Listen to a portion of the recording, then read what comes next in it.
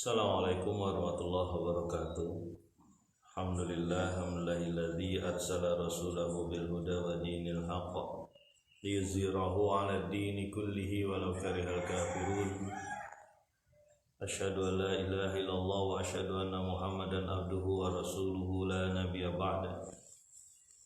Allahumma shalli wa sallim wa barik ala sayyidina Muhammadin wa ala alihi wa sahbihi ajma'in. Ayyuhan nas ittaqullaha haqqa tuqatih wa la tamutunna illa wa antum muslimun. Shadaqallahu wa shadaqa rasul karim. Alhamdulillahirabbil alamin. Jamaah Kampung Takwa Astan rahimakumullah, mari kita lanjutkan lagi masih di surat Al-Ahzab.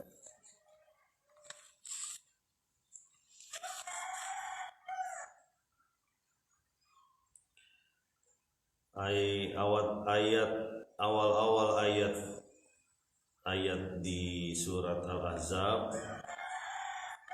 itu menceritakan bahwa tidak diperbolehkan bagi kaum muslimin untuk mengambil syariat lain, karena Allah tidak menciptakan dua hati pada manusia. Dibatalkanlah beberapa syariat, diantaranya adalah syariat tentang anak angkat, kemudian juga ditetapkannya Nabi Muhammad SAW sebagai perwalian umum, kemudian istrinya pun sebagai ibu dari kaum mukminin. Dikembalikan lagi syariatnya bahwa yang berhak mewarisi adalah orang-orang yang sedara. Nabi juga disampaikan bahwa Nabi Muhammad SAW merupakan satu garis yang utuh dengan nabi-nabi sebelumnya, yaitu Nabi Nuh, Ibrahim dan sebagainya.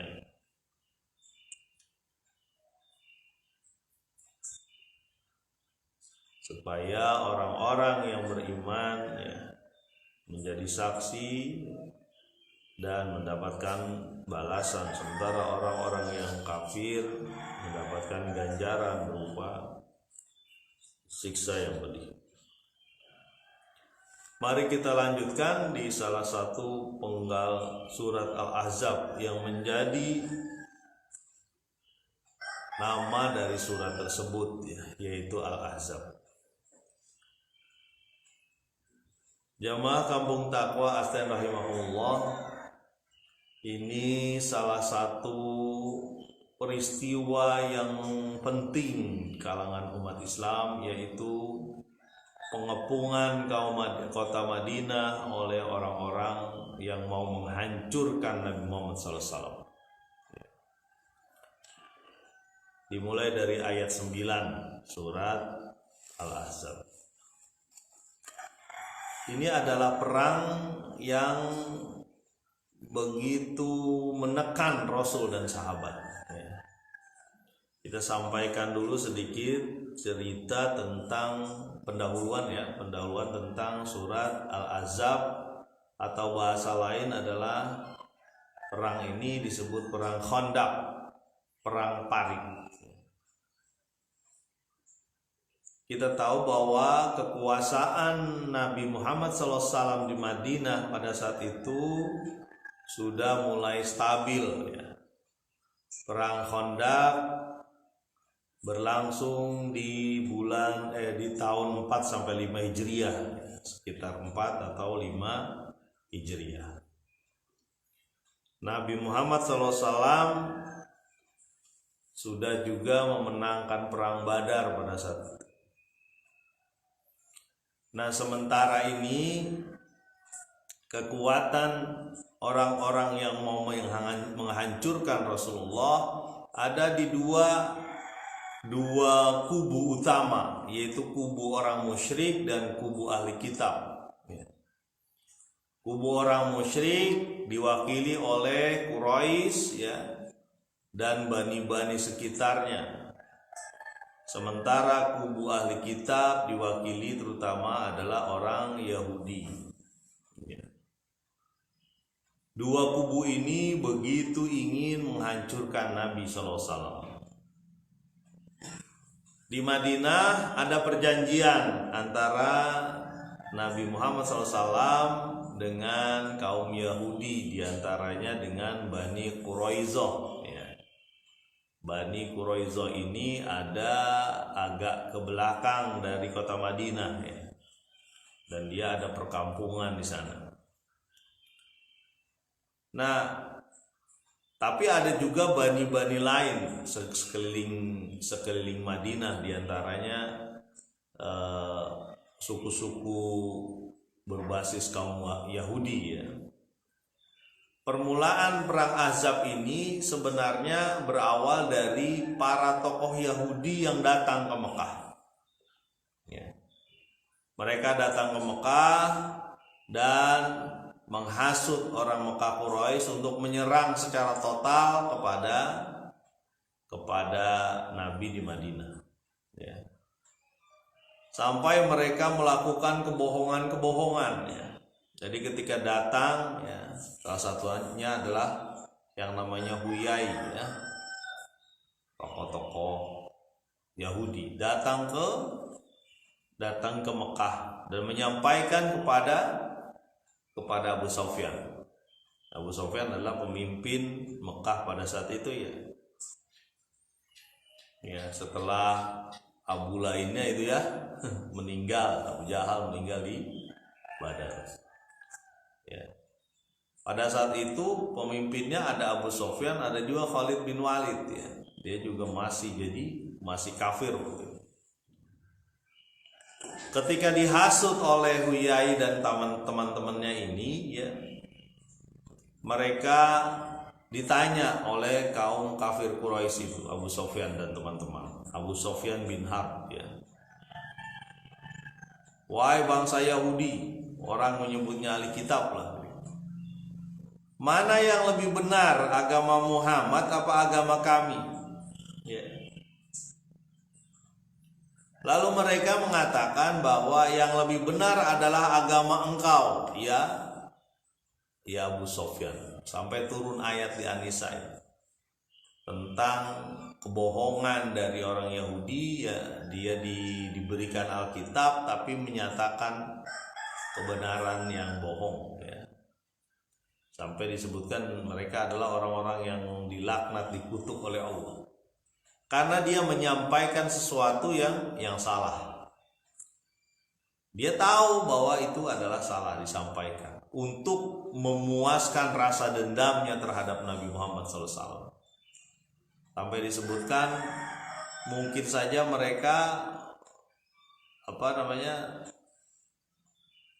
kenapa mereka melakukan ini, bisa saja karena iri ataupun tidak suka kalau ada kurnia Allah kepada seseorang yang bernama Muhammad SAW. Ya. Jadi hasutan itu luar biasa itu sebelum perang Ahzab. Ya. Sampai disebutkan kebohongan-kebohongan lain. Jadi sebenarnya sama aja ya, orang jahiliyah tuh di mana-mana sama aja. Mereka melakukan banyak hal untuk merusak agama ini, merusak Islam, merusak umatnya, sekalipun dengan kebohongan-kebohongan. Jadi semangat tuh orang Quraisy. Orang Quraisy semangat untuk berusaha menghancurkan Madinah. Siap-siaplah mereka. Nah, orang-orang tokoh-tokoh Yahudi ini nggak cuma kepada suku Quraisy, dia menuju suku Ghatafan namanya. Suku Ghatafan itu juga suku yang berusaha untuk menghancurkan Muhammad. Dia ngomong tuh, setelah dari Quraisy di Mekah, dia menuju suku Ghatafan. Ya. Dia jalan ke sana, para tokoh-tokoh itu, dan menyampaikan, kami ya sudah bersekutu dengan Quraisy. Ya. udah bersekutu dengan Quraisy akan menghancurkan Muhammad. Ayo kamu ikut kita, gitu.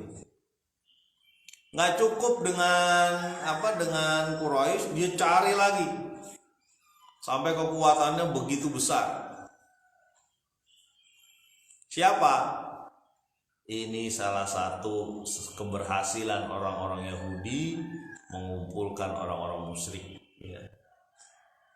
Ternyata suku Gotafan pun menyanggupi.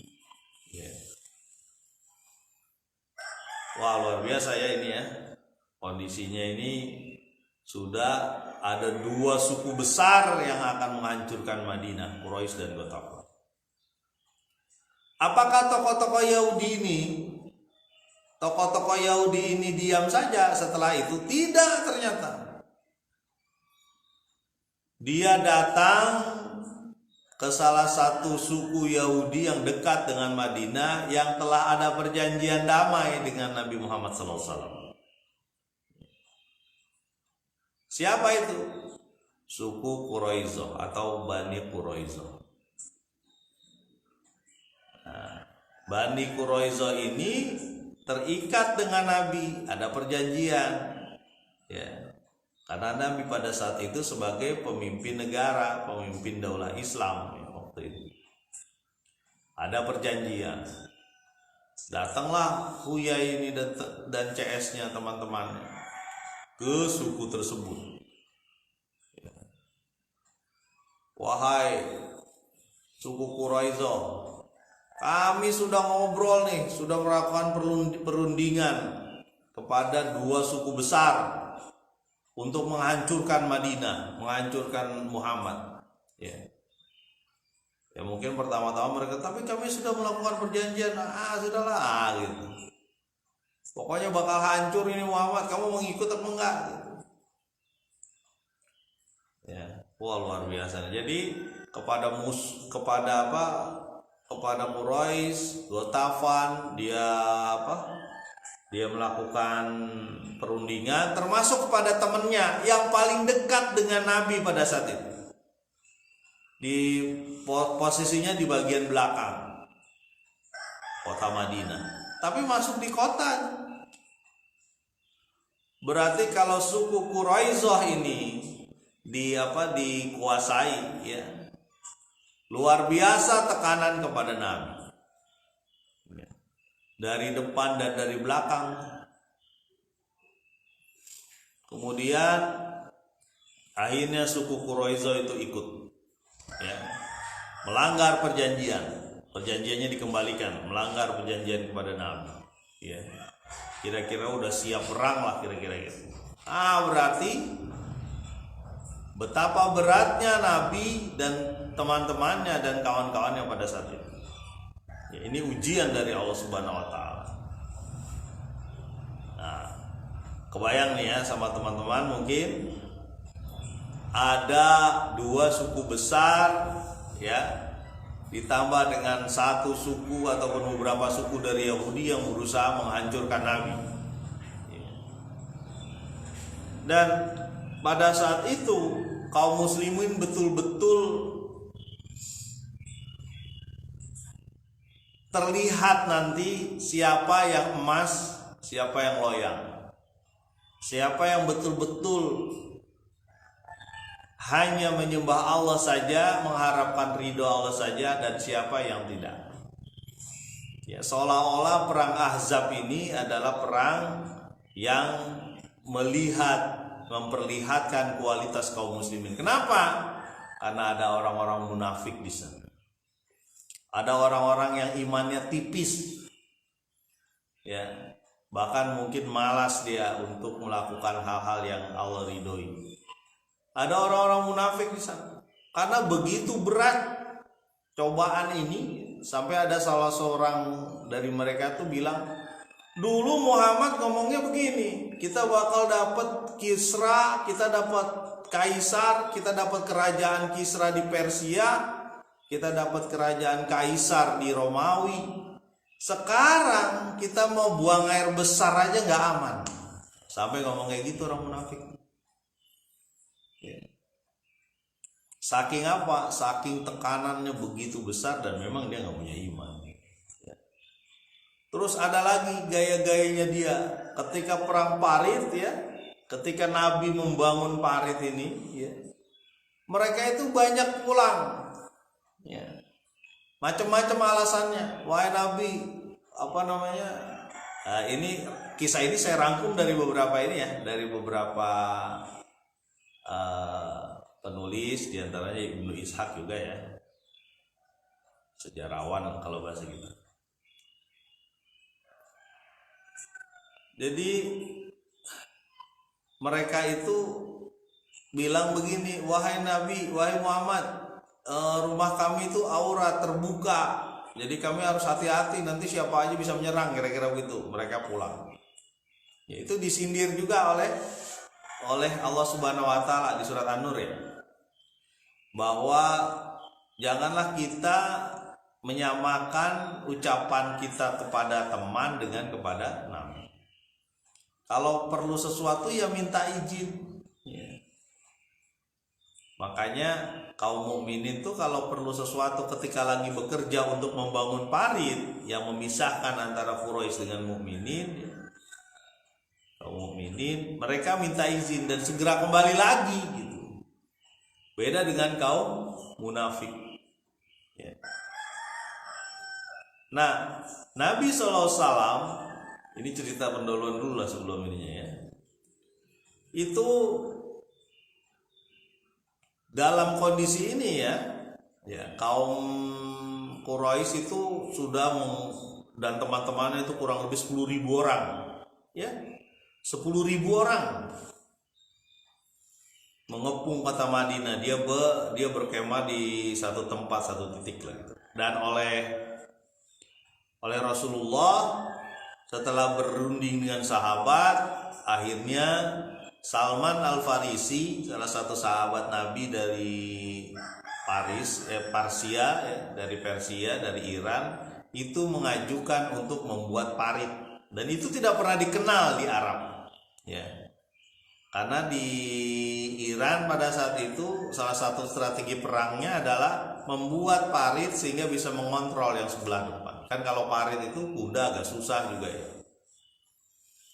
Ya, untuk datang ke situ.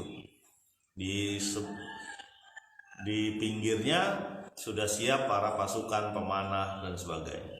Nabi berkekuatan kurang lebih 3.000 orang ya, berhadapan dengan 10.000 orang. Digambarkan oleh Allah Subhanahu wa taala itu seolah-olah ya mereka ini berada di atas dan di bawah Nabi. Ya, artinya begitu dekat dan begitu menghancurkan. Ya, Masya Allah ya, pada saat itu.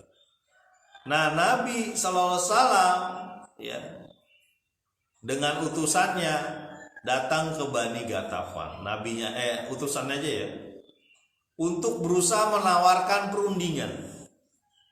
Ya, ngobrol-ngobrol lah gitu, kira-kira kalau bahasa kita supaya dia mencabut dukungan terhadap sekutu ini, azab ini. Jadi yang namanya sekutu juga dialami oleh Nabi, dikepung ya. Kurang lebih 20 harian Nabi itu dikepung. Ini cerita sedikit nih, biar kayaknya cerita dulu nih gitu nih, belum nyampe ke inian ayatnya ya. Nah, utusan ini menyampaikan perjanjian kepada Ghatafan bahwa sepertiga kurma Madinah akan diserahkan ke mereka ya selama 1 tahun kalau nggak salah begitu ininya ya. Tapi masih berbentuk obrolan aja ini utusan Nabi. Ketika mau dijadikan atau ditandatangani surat itu, Nabi ngobrol dengan Sa'ad bin Mu'az. Ya. Sa'ad bin Mu'az dan ada Sa'ad lagi, ada 2 Sa'ad di situ. Adalah ketua suku Aus dan Khadraj ya. Jadi itu adalah kaum Ansor. Ketika mau ditandatanganin suratnya ini, mungkin disampaikanlah kira-kira suratnya. Kita pertama itu baru secara lisan ya. Ketika mau disampaikan, ya, Kang Pras, Sukma. Ketika mau disampaikan, dia ngobrol dengan dua tokoh Ansor. Lalu mereka bilang, wahai Nabi, ya, apakah ini memang disuruh Allah atau pendapat engkau, ya, agar kami melakukannya? Kata Nabi, ini pendapatku saja untuk memecah belah pasukan Ahzab supaya tidak bersekutu. Jadi lebih memudahkan kita, kata Nabi. Kemudian kata Sa'ad bin Mu'adz, wahai Nabi, dulu kita jahiliyah, ya. Jahiliyah kita sama-sama rusak kehidupannya lah. Waktu dulu aja nggak tidak terbiasa. Semangat Kang Pras, insyaallah. Waktu kita lagi rusak, lagi jahiliyah, kita tidak terbiasa memberikan harta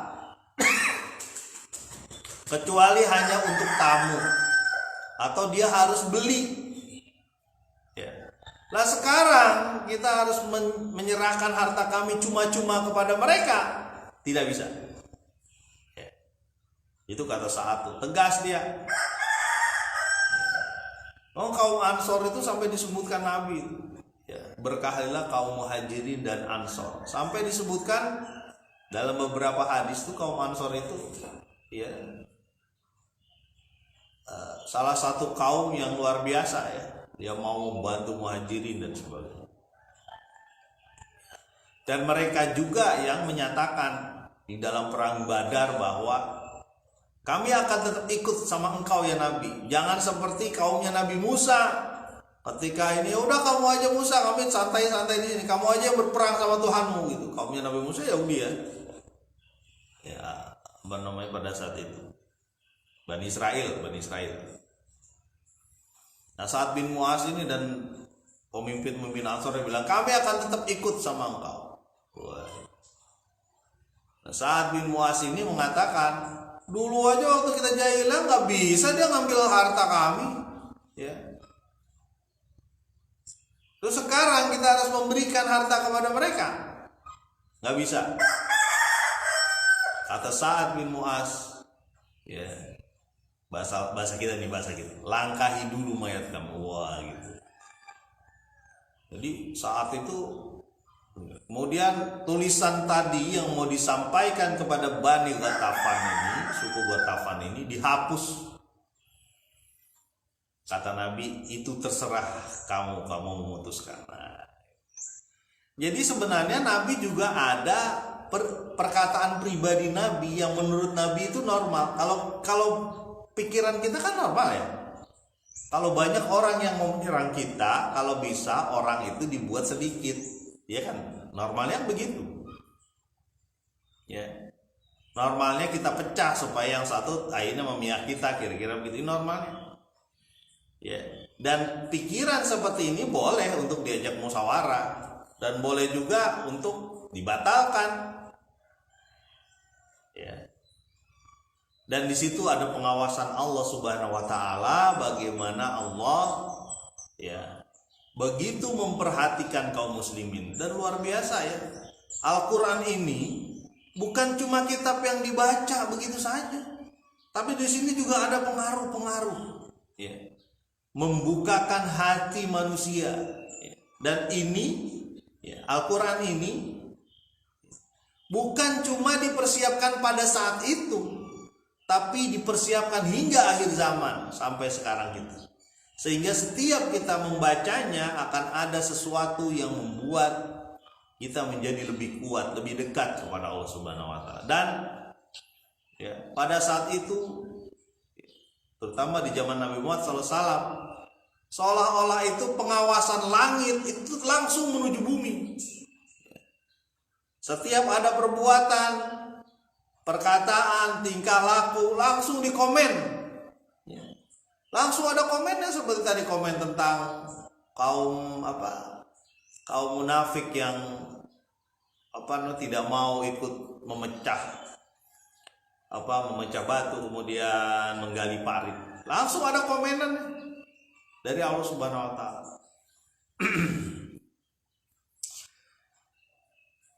Ya. Jadi ini bukti dekatnya Allah dengan kaum muslimin. Selalu ada komen di situ. Ya. Nah, ketika menggali parit, usul dari Salman Al-Farisi ini, ya, Nabi turun, ya, bersama dengan kaum muslimin pada saat ikut macul, ya. Sampai ada beberapa syair-syair tuh, nanul ladzina bay'u Muhammadan alal jihadi ma baqaina abada. Kami adalah kaum yang berbaiat, menyatakan persetujuan dengan Muhammad, dan kita berjuang, berjihad menuju Allah. Ada syair-syair gitu ya. Kalau kita nyebutnya sekarang nasyid lah gitu. Ya, atau syair-syair qasidah lah mungkin ya, yang membangkitkan semangat. Dan Nabi macul menggali parit sama. Sampai disebutkan di riwayat itu penuh dengan tanah bajunya. Ya. Nah, pada suatu ketika para sahabat dalam menggali parit ini, ya, itu menemukan batu, ya, batu yang sangat keras. Lalu disampaikan, wahai Nabi, ini ada yang menghalangi nih. Kemudian berupa batu. Kemudian Nabi datang membawa kampaknya dan memecah batu tersebut. Jadi memang pada saat itu, walaupun usulan ini adalah usulan yang baru, tak pernah dilihat atau didengar mungkin ya oleh orang-orang Arab tentang strategi perang membuat parit. Ya. Strategi perang membuat parit. Dan yang Nabi lakukan bersama kaum muslimin adalah gotong royong. Jadi nggak ongkang-ongkang kaki Nabi itu. Ya. Dia berbuat, dia jalan, dia bergerak, dia ngangkut tanah. Ya. Begitulah pemimpin. Jadi kita semakin rindu ya terhadap Nabi Sallallahu Alaihi Wasallam. Rasanya itu gimana rasanya ya ketika kita bekerja, ya, menggali parit waktu itu, terus ada pemimpin yang ikut juga gitu. Pakaiannya pada kotor. Bukan cuma pemimpin asjuk aja, asal nunjuk aja, kamu kerjain di sana, kamu kerjain di sana. Yang sebelah situ ya dikerjain, itu sebelah itu belum dalam tuh, tolong masuk. Enggak. Tapi dia datang untuk menyampaikan dakwah ini, bahwa dakwah menuju Allah semua bergerak. Ya makanya penting bagi kita untuk mempersiapkan anak-anak kita ke semua aspek, baik mental, rohani, fisik pun juga. Ya. Makanya tantangan kita sekarang ini lebih banyak nih. Godaan anak-anak kita, termasuk godaan kepada kita, lebih banyak. Dulu televisi cuma ada di ruang tamu, sekarang televisi bisa di kamar, bahkan di kamar mandi juga bisa, namanya handphone. Ada, bisa semua di situ ada. Ujiannya berat, ya, jauh lebih berat dari zaman-zaman jadul, zaman dulu. Ya. Nah, selanjutnya nih, ini masih secara umum gambaran perang Khandaq. Ya, sedikit lagi. Apalagi, nah Nabi SAW bertahan selama kurang lebih 20 hari. Ya. Nabi juga tadi sampai tidak makan selama 3 hari. Ketika memecah batu itu terlihat atau tergambar bahwa Nabi mengaitkan kain di pinggangnya yang ada isinya batu bunyi gemericik, supaya kuat menahan lapar. Lu nggak kebayangnya bagaimana pada saat itu 3 hari nggak makan, ya, tidak menemukan makanan kecuali sangat sedikit, sampai Nabi mengikat dengan kain diisi batu-batu, diikat pinggangnya, ya, supaya menahan lapar. Luar biasa ya, subhanallah. Nah, kembali lagi Nabi bertahan kurang lebih 20 hari. Ya. Di depan ada Quraisy dengan Ghatafan, di belakang ada Bani Quraidah. Ya. Baninya kaum Yahudi. Sementara wanita-wanita dan anak-anak disiapkan di benteng-benteng atau di rumah-rumah. Ya. Di Madinah pada saat. Jadi double, digambarkan seperti atas dan bawah musuh. Ya. Tapi apa kehendak Allah di situ? Ya. Kehendak Allah di situ adalah satu, memisahkan kaum muslimin dengan kaum munafik. Ketahuan jadi siapa-siapa saja munafik, ya. Ya. Antara emas dan loyang. Yang kedua adalah Nabi bersabda, dalam satu sabdanya mengatakan bahwa kita yang menyerang mereka, bukan mereka yang menyerang kita. Begitu yakinnya Nabi bahwa Nabi yang menyerang mereka, bukan mereka yang menyerang kita. Ada beberapa hadis nanti kita coba ini. Nah, Allah mengirimkan angin, ya, dan para tentara yang tidak dilihat, ya, mengirimkan angin sehingga tumpah kuali-kuali mereka. Beberapa kuda pun mati, angin dingin. Begitupun onta, kemah-kemah porak-poranda. Ya, Allah mengirimkan kekuatannya yang bernama angin. Ya. Tumpah blek. Ya. Ini dikisahkan oleh Huzaifah, ya, salah satu sahabat yang dikenal sebagai penjaga rahasia Nabi, karena di Huzaifah ini ada daftar nama orang-orang munafik, ya. Waktu itu suasananya sangat dingin, malam tuh dingin sekali, angin dan dingin, luar biasa. Ya mungkin karena salah satunya itu ya ada angin yang dikirimkan. Kemudian Nabi menyatakan, siapa di antara kalian, ya, yang mau menyelidiki keadaan Quraisy sekarang? Bagaimana keadaan? Lah dulu kan belum ada WA, ya, belum ada belum ada video call gitu. Mungkin ada mata-mata di Quraisy, video call dong, gimana? Gak ada. Gimana keadaan? Apa yang dilakukan Nabi? Dia memerintahkan orang untuk datang ke sana dalam suasana gelap dan dingin. Mungkin ada sedikit cahaya-cahaya redup api mungkin, ya, yang dijaga. Nah, tidak ada yang maju itu, tidak ada yang berdiri, karena begitu beratnya pada saat itu. Mungkin sangat lapar, ya. Kaum mukminin sangat lapar, kedinginan, gemeretak mungkin giginya. Diperintah oleh Nabi untuk melihat keadaan Quraisy. Tidak ada yang berdiri, dipanggil sama Nabi. Huzaifah, bangun. Bangunlah dia. Kalau udah diperintah udah gak bisa lagi kan. Nah. Kamu lihat Huzaifah, kamu lihat Quraisy, dan satu pesannya, jangan berbuat apapun. Artinya jangan membunuh, jangan dan sebagainya. Gak boleh. Cuma lihat kondisinya gimana. Ya.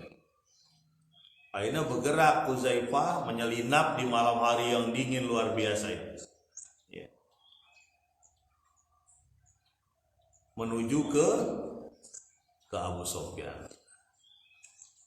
Nah, nanti gimana kabar selanjutnya kita lanjutkan nanti insyaallah, ya. Mudah-mudahan kisah tentang Huzaifah yang menyelinap menuju kemah-kemah Quraisy Abu Sufyan. Mudah-mudahan bermanfaat. Subhanakallahumma wa bihamdika asyhadu an la ilaha illa anta astaghfiruka wa atubu ilaik. Assalamualaikum warahmatullahi wabarakatuh.